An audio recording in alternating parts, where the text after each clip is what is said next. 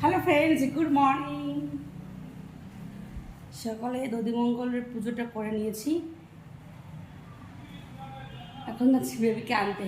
Husband চলে গেছে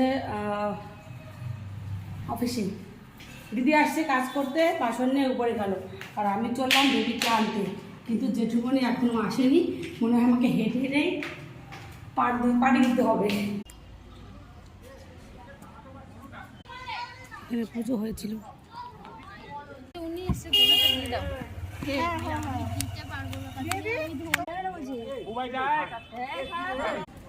সে তো নাই হলো, কিন্তু রিক্সাতে ঢুকে না পেলে পরে কী করে বেবিকে আনবো জানি না।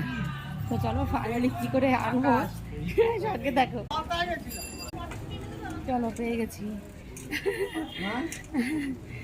যাওয়ার সময় প্রসাদ নিয়ে যাবো এখান থেকে। আমাকে বলছে প্রসাদ থেকে এখন নেবে, আমি বলছি না, ছেলেকে আনতে যাচ্ছি, যাওয়ার সময় নেবো, বুঝলি।